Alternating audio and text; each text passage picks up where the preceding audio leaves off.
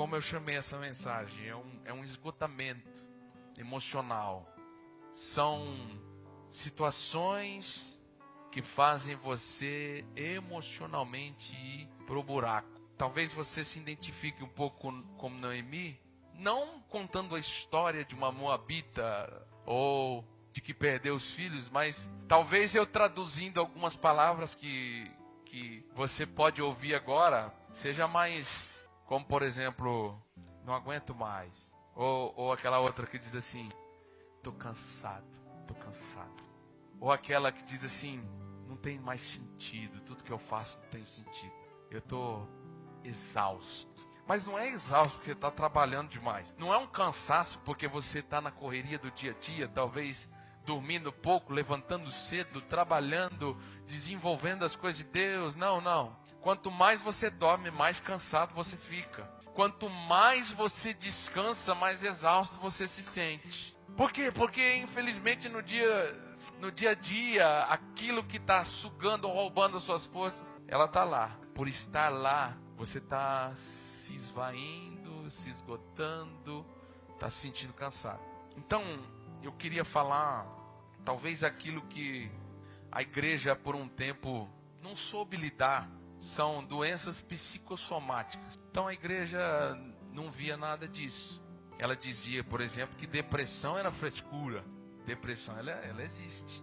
Ou que síndrome do pânico é besteira, é falta de confiança, é covardia. E também não, ela também existe e precisa ser lidada. Só que exatamente essa mensagem que nós queremos desenvolver. Por quê? Porque existe de fato um remédio que pode sarar você. E esse remédio, apesar de você ter remédios alternativos, ele não é o remédio principal.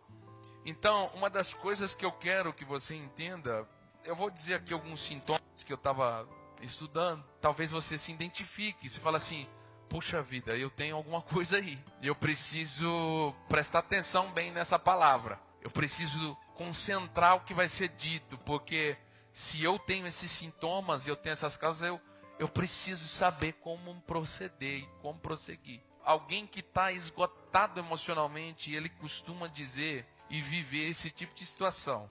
Por exemplo, cansaço frequente, falta de paciência, dificuldade em se relacionar com outras pessoas, procrastinação, que é o famoso deixa para amanhã, eu não quero fazer, deixa para lá, falta de organização pessoal, ansiedade excessiva, irritabilidade, falta de motivação, raciocínio lento, o sentimento de tristeza contínua. É aquele sentimento que você não sabe o porquê, mas existe um vazio e você está na igreja, está buscando a Deus, você está aqui, você está ouvindo as palavras, talvez você está exercendo alguma coisa, ou talvez você tenha algum cargo de confiança, você tem um cargo de liderança, você tem algo que você desenvolve, mas existe um vazio, existe uma falta de paciência, uma tristeza contínua, se torna um fardo, um peso.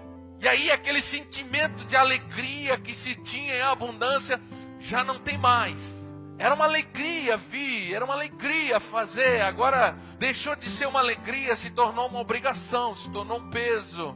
Isso significa que pode ser que você está num esgotamento emocional. Não tem nada a ver com o diabo, irmão. A igreja já apontaria isso como diabo. Não tem nada a ver com o diabo. Desânimo, dificuldade para se concentrar, insônia. São pessoas que não conseguem parar de pensar.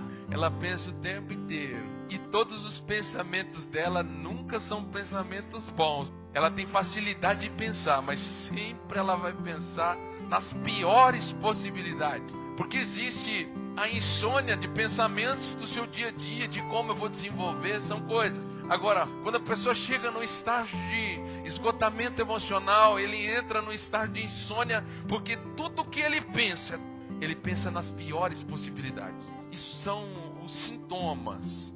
O sentimento de estagnação. Ou eu tenho a dificuldade de fazer, que é aquela sensação de não conseguir colocar em prática o que eu queria fazer. E aí eu deixo para lá. Agora, existem alguns processos que podem trazer o esgotamento emocional. O esgotamento emocional, irmão, são pensamentos em cima de preocupações excessivas que bagunçam as suas emoções.